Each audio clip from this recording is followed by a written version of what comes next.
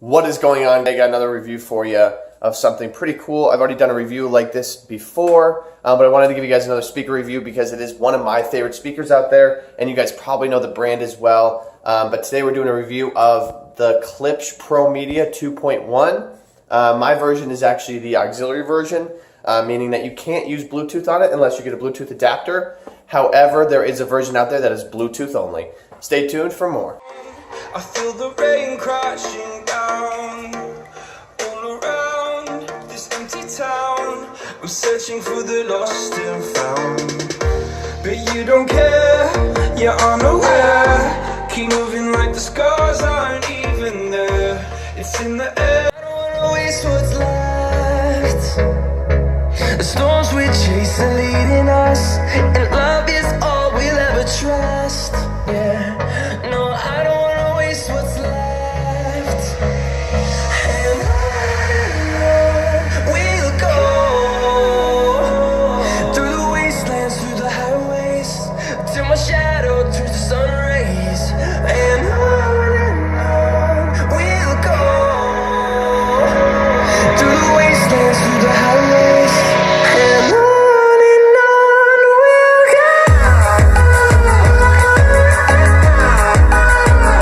What's going on today? Like I said, I have a review for you guys of a speaker system that I think is definitely going to be for those of you who are looking for a little bit better sound quality when you're putting on your music. So I got the Klipsch Pro Media 2.0s for you. These ones are going to be the auxiliary version, meaning that they actually do not have Bluetooth capability pre-installed, meaning that when you put your phone, laptop, iPad, whatever it is, onto these speakers to play music, the cable is, I would say, fairly long. It does do the job for me, that is, except for I will put this in the description. But I did get myself a Bluetooth adapter, which can be bought at Best Buy, Target, anywhere. It's about $20, $30. I would go on Amazon if I were you, because they all kind of do the same thing. Bluetooth adapter means that you take the Bluetooth adapter, you plug it in, you plug this into the Bluetooth adapter, and then your speakers become Bluetooth, which is pretty cool. Because it essentially makes every single pair of Bluetooth, non-Bluetooth speakers Bluetooth. So, anyways, guys, these are going to be an auxiliary functioning speaker, like I said. They do feature two speakers, so to speak, which basically is going to give you surround sound if that's what you're looking for. So you can put them on two sides of the room. The amount of cable you get with each speaker is going to be very vast. I found that you can actually put them around the room, like you could put them around a pretty good sized room, and they're not going to have any issues with the cord. You're obviously not going to get them across the house just because it's not that long, and they're definitely not wireless, which is kind of a problem, but I think it's also, that helps with the sound quality. I did notice that you lose a little bit of sound quality when you use the Bluetooth adapter, but I wouldn't say it's anything noticeable. If you're trying to get these things loud for a party, I don't really think you're going to have any issues with that. But if you're really trying to get into the music and you're trying to hear everything, I would probably try the auxiliary to begin with.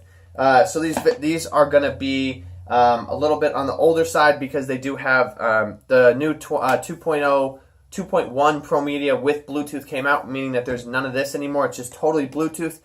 So that's the pair you're going to be getting, except for I don't really think there's going to be much of a difference in sound quality.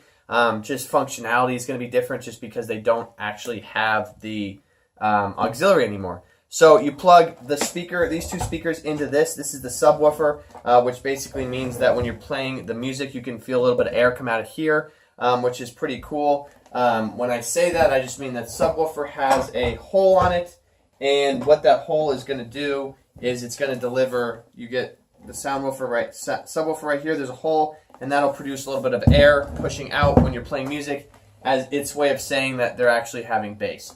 So that's pretty cool. These speakers are definitely geared more towards someone who's trying to get better sound quality.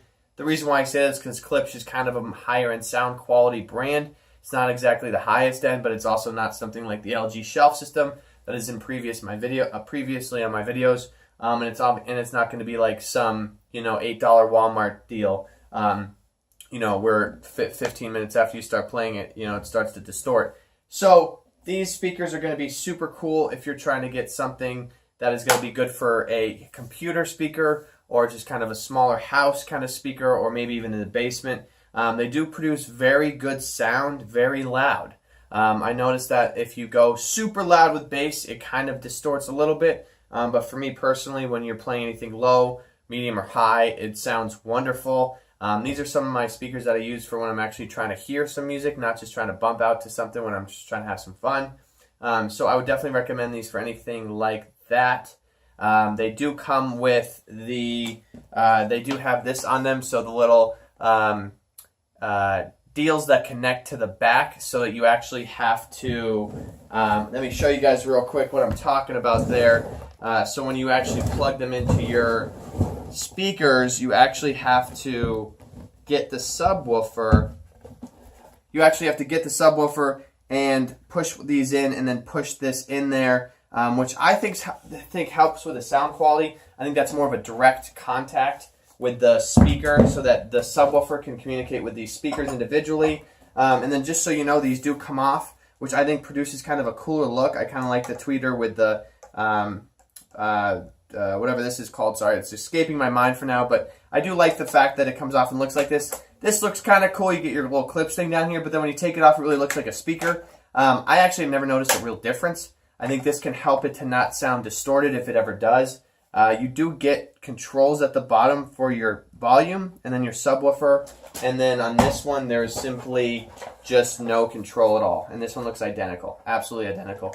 So I would say that if you're going to use these speakers, if you like really, really loud music with a lot of bass, I would personally stay away from these speakers, because I think that when they get super loud with a lot of bass, it distorts. One thing I will say is, if you really want to give it a shot, they do have a subwoofer option here, which I have noticed kind of gets the music to be a little bit better sounding sometimes, because if the bass is too much and you really pump the subwoofer, it tends to override the music, which makes it sound a little bit too muddy. So I would definitely say that if you're someone who's looking for a good pair of speakers for a lowish price, $130 for a pair of speakers, but I would say that these are definitely good speakers for $130. They may have gone up in price or lower in price, but for speakers, guys, these are definitely good speakers for the average person who's just trying to have, listen to some music and relax. So I would definitely give them a shot. One thing I will tell you guys about these speakers is that for me personally, when I use them, I think that they sound really good when the volume is all the way up on your device, and then it's a little lower on here. Doing the opposite, I think, puts a little bit of strain on the speakers, and then you have a tendency to have not as good sound quality.